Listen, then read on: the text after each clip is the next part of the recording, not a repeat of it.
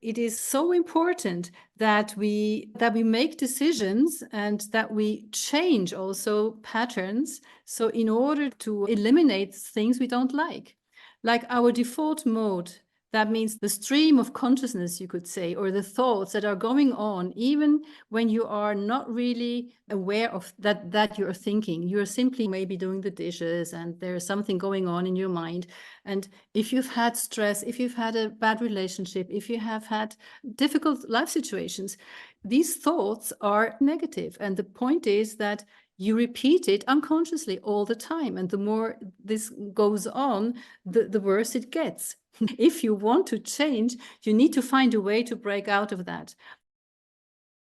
Welcome back to the podcast. Gabriele Roedter, PhD, is here, and Gabriele is a seasoned career consultant. She's a mental performance coach, and she's an executive sparring partner with over 4 decades of experience guiding individuals towards their full potential. And Dr. Roedter adopts a holistic approach to personal and professional development, and she is dedicated to helping you unlock your authentic self and cultivate thriving relationships for personal and business growth. Dr. Gabriele, glad to be speaking with you. Yeah, great to be here. Thank you, Robert. You're very welcome. And so we gave a little bit of an intro about you, but what is your cause? What just makes you so mad about the world, and what do you want to change, and what makes you excited to get out of bed in the morning? I have an intrinsic curiosity to support people, starting out with myself, to find out what really does motivate myself. What is the motor that gives me the energy to get out of bed every morning and to be actually present and really full of energy during the day? For me, this is my interest in people, to help them to find their motivation if they're not aware of it, to help them to find it again when there is change or stress in the system, to help them to actually grow in a way that is in alignment with their innermost personality. Many of us are actually forced or were forced to develop in a certain way, depending on in which context they grew up. And some of them did actually, or maybe they were simply trying to earn as much money as they could, but this was not really in alignment with their actually skills, with their capabilities, with their motives, with their innermost motivation. This is actually what I'm striving for, to help people not to be victims of circumstances and other people's interests, but to be actually the creators of their own path, leading actually their way of living in accordance or in alignment with who they are. So in order to do that, you need to know or need to learn who you are. Some of us are more aware of it, others are less. Okay, and I imagine that can be a scary project to have that self-awareness, to figure out who you are. But when we're having this discussion about alignment, what I hear is that the good news is you're not trapped. If you've gone down a path, if you've pursued some kind of career where you don't really have the passion, or maybe the passion's gone, but you built up the money, there are transferable skills that you can put into whatever you have. You might have other resources. You might have taken that job and built up some money, and now you have some time freedom that maybe others would not have for you to switch gears and pursue this new kind of career track. So what stops people from doing this, right? If only it were so easy that we could take the inventory and figure out what excites and motivates us and figure out what we want to do, then it would all be solved. But what stops people from even taking the first step? Exactly. This was one of my main questions. And I remember in the 80s, I was still at school. I learned about the brain. I learned about that the brain is actually an organ which is always growing in terms of in changing, that the neuroplasticity, that the brain is not a static organ and it simply stops developing at a certain age. The brain is actually active and also changing all the time, depending on the way we use it. And this is the miracle. And this is actually the secret, which is not a secret anymore. But that means we have some responsibility. How we use our brain, that means how we live.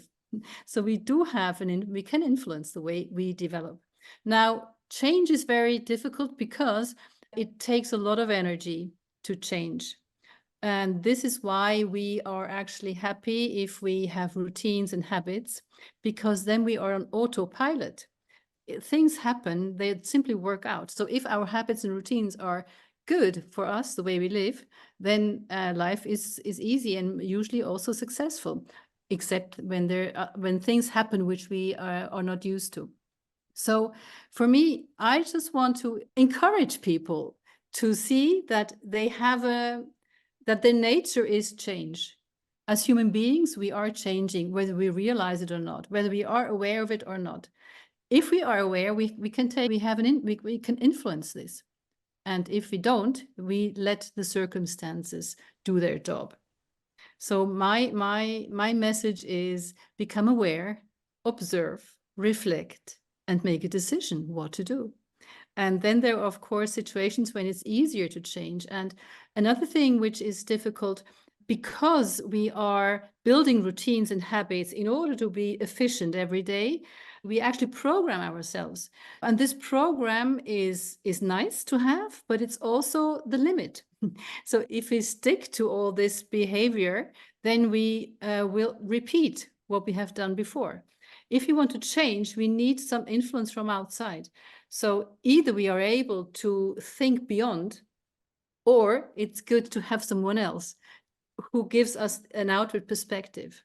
And this is what my colleagues and I are here for. So we are here to come and ask questions, simply questions which you would not ask yourself, because you are not thinking about it. This is why people have coaches. That's why they go and look for consultants, simply to get an outward perspective and be encouraged to become aware of aspects of themselves, their situation, which they would not have had otherwise. Wonderful. So get that perspective and that pattern interrupt. And you're saying these really helpful ideas like change always happens. Like the earth is always rotating, the planets are always moving, the stars are always moving. And so when we think that we're seeking the comfort and the sameness, but really it's still changing, you're just going further on a path that you don't like. And there's like that saying that no one ever steps in the same or the river twice, right? No one ever steps in the same river twice, because if you step in that same river a day later, you're a different person and the river has moved. And so things are always different. And so you're all about asking these thought-provoking questions. That way we can get this outside help. And you're reminding me that it's easy to get stuck in kind of your own thoughts and your own negativity and your own just repeat cycles. And I heard some saying a while ago that said something like the way that you're feeling, if you're upset or angry or depressed, like what if a child was feeling that, and what kind things would you say to that child? Then say those kind things to yourself. And it seems like that's applying what you're saying about these outside perspectives. And it seems like there's some kind of like duality or like multiple personalities at play here, right? Because based on patterns. And then when you want to do something better, do something you haven't done, the solution is still in habits and patterns, because you still have to do daily activities. And so it's not going without patterns and habits. It's just like changing where the ship is pointed to. Is that on the right track? Oh, yes, of course. And what we also need to say is most of it we cannot be aware. We cannot be aware of most of it, because around 90% of what's going on around us, we are not aware of. That means the way we perceive the world is also a filter. And these filters are also part of this program, if you want to call it like that. And so this is why it is so important that we make decisions and that we change also patterns. So in order to eliminate things we don't like our default mode, that means the stream of consciousness, you could say, or the thoughts that are going on, even when you are not really aware of that you're thinking. You're simply maybe doing the dishes and there's something going on in your mind. And if you've had stress, if you've had a bad relationship, if you have had difficult life situations, these thoughts are negative. And the point is that you repeat it unconsciously all the time. And the more this goes on, the worse it gets. If you want to change, you need to find a way to break out of that, to also activate the other networks in your brain. And we do have them. We have various. And we also have the inner subconscious intuition voice. Also, this is part of our brain networks. And I think this is why meditation, or at least compassionate communication, as I teach it and as I use it also in my coachings, is so important, because we need to relax. We need to calm down in order to have the chance to allow this inner voice, this intuition, these other voices within us to become aware, to come up, so that they become conscious. I find that to be very helpful. That maybe there's the loud voice that's full of negativity, and when you have this awareness and you meditate and you're mindful, and you can ignore the loud voice and then let the more gentle but wiser, compassionate voice come through. And you mentioned a few minutes ago that as part of what you do is you ask these thought-provoking questions to really wake people up and get them to think differently. And I imagine there must be some really great ones, some really crazy ones. So does anything come to mind as far as one of these questions that just really helps people make the change that they need to make? For example, when people are afraid of things, then you ask, what would be the worst that could ever happen? Just imagine this would happen, what you're afraid of. What could happen? Because it is so important to realize that most of it, what is disturbing us, is pure imagination. It is just what we think could be. It's not true. It's not real. It is simply what we imagine could happen, what could be in the future. And so we think about things which are not even real yet. And we miss actually what's going on really right now, because we miss what the emotional state is right now, because we cannot listen, we cannot feel it, because we are actually in a kind of a panicking mood, trying to know what's happening in the future. Why do we do this? Because we are human beings are actually built to survive. And our brain is actually the organ that helps us to survive. And in order to do that, we have assumptions. And if this pattern of assumptions is actually geared in a certain way, we are simply full of negativity, and we don't have the chances to change our route of development. So this is so important, to become aware of the power also of imagination in a negative way, but then we can also use it in a positive way. And it is not simply daydreaming. Imagination is a creative power, and it's actually great to practice this.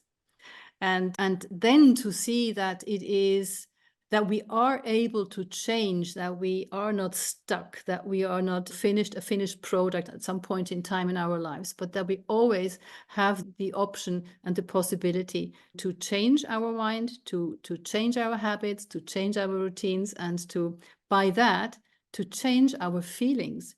So the combination of thoughts and feelings, I think, is another thing which we really need to take care of.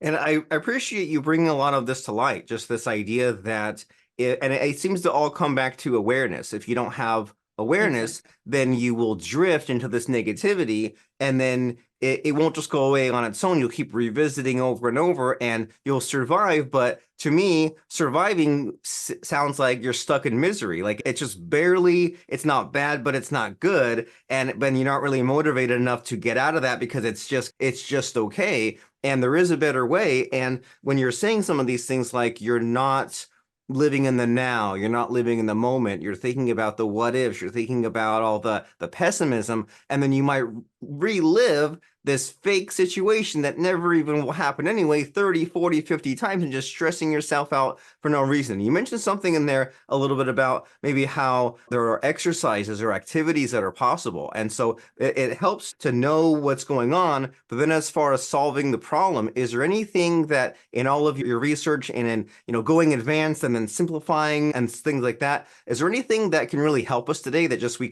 maybe everyone should be doing it just to take the risks and live their best life? Oh, yes, of course. There were really simple ones. You would probably you're laughing, but the first one is yawn. Yawn. Take a yawn every 30 minutes. Simply yawn and relax, stretch a little bit, breathe in and breathe out. It is simple as that. If you do this consciously, you will feel it, that your brain is becoming mellow, maybe like that. It's a different feeling. It's not so stressed anymore. And this helps you to become aware of other aspects which you can catch as a word that is popping up from your intuition. Of course, it is helpful if you have a coach, if you have someone who helps you to do this process, and then you practice it yourself. But we should actually really relax and take a short break, maybe only 30 seconds, 1 minute every 30 minutes, because our brain is exhausted after 30 minutes of reading, of doing. And when we are so great, we are working 24 hours. We are so proud of ourselves that we are still sitting at the desk, and we don't realize that we are not productive anymore in the real sense. So we need to take micro breaks. That's one thing. And another thing is really backed up by research many times is thankfulness. Simply becoming aware. What are you thankful for in the morning when you wake up, in the evening before you go to bed? So in these times of transition, when you actually from your daily, from being awake, falling into sleep, and the other way around, in these phases, it is very powerful to focus on thankfulness. And it changes your way of perception. It changes your way of feeling, because these feelings have a chance to pop up when you're doing this. And it changes your being. I heard something recently where they said that when you focus on this thankfulness and this gratitude, that your mind, it like distracts your mind. Like you can't be grateful and then also negative and all these other things at the same time. It forces you to reset and put your brain to where you want to go. And so that's helpful. And then this whole idea of the micro breaks, I caught myself just the other day. I had been sitting at the computer for 2 hours plus, and I felt a little bad about myself. I was like, oh, I should have just, and like you said, it only takes a minute. Like, it's not like taking these breaks means it will eat up half of your day. Just if you notice that you're spending more than half an hour, like you and I are sitting here doing the podcast, and just because you gave that advice right after I'm done, I'll take a break for just a few minutes just to reset and recharge those batteries. And so Yes. you've done all this research, you've done all this work. In all your years, has anything like really surprised you as far as this topic goes? What does surprise me is that even people who have had really extreme situations in their lives and who have maybe committed crimes, who have done things which average people wouldn't do, that they have a chance to change. So we have seen this. We have seen people who really, if you do the homework, if you do the homework, and the homework is needed, because change is a learning process, and learning means practice, and practice means repetition. So if you do this, if you have a good teacher or if you have a good coach who helps you to be your accountability partner, then you have fantastic chances to make fantastic changes. Of course, you can also do it yourself if you have a good basis of self-discipline. And so that that when you learn things by reading or listening to podcasts or whatever, I'm not saying that you always need help from outside, but you need to understand what you're doing. And I just want to encourage everyone who is maybe suffering because you're so fed up that you are stumbling over the same thing again and again, and it really makes your life difficult. I just want to encourage people that change is something you should take into your own hands. And I do find that encouraging. And you said that in order to change, we need to learn, and to learn, we need to practice, and to practice, we need repetition. And to do all this, we need discipline, but we also need a coach to help us out and push us forward, and to just do that work that needs to be done. It needs to get done And the alternative is to just stay miserable and continue drifting through life and not really getting what you want. And in the end, being mad about it, but then also be confused about what you coulda, woulda, shoulda changed. So instead, let's change our habits, let's change our thinking. And so what's the next step here? If someone says, this all sounds great, but I want to find out what Dr. Gabriele has going on and where her website is and contact information and find out about her projects and just find out how I can make a change, where does someone go? What's the call to action?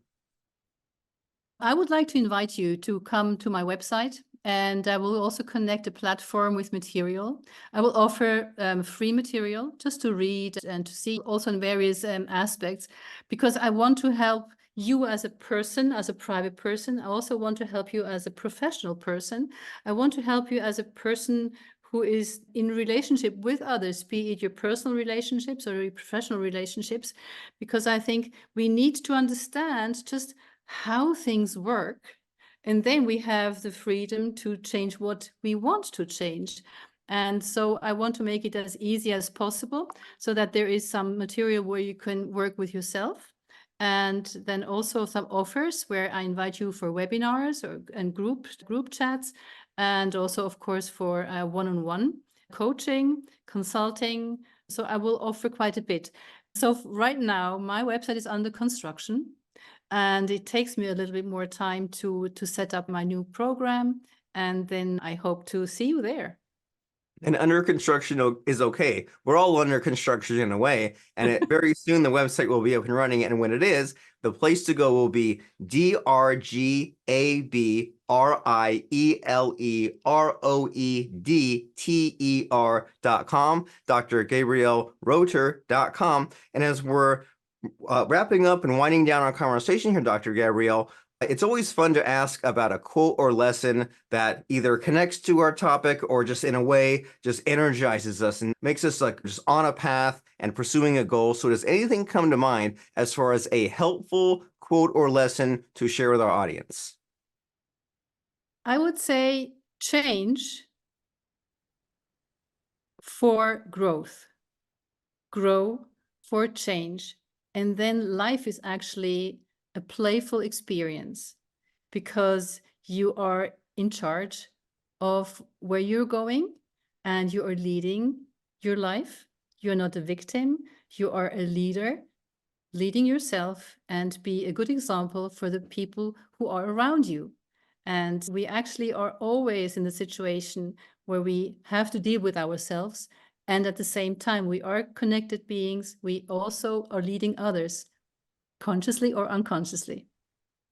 Wonderful. So it's time to have that fun and lead others. And as you said, grow to change, and then you change to grow, and it just becomes a loop, but a good one, right? One that doesn't keep you frustrated and stuck, but instead you improve a slight bit every day. You build that muscle, you build those habits, and you get to where you want to go. And we've been speaking with Dr. Gabriele Roedter, who is a co-author with Pat Mesiti in the book Course Correct, and her website is drgabrieleroedter.com. So we will see you there to make some change, to get that mindset, to improve those habits. And thank you very much, Dr. Gabriele, for showing up and having a fun time with us.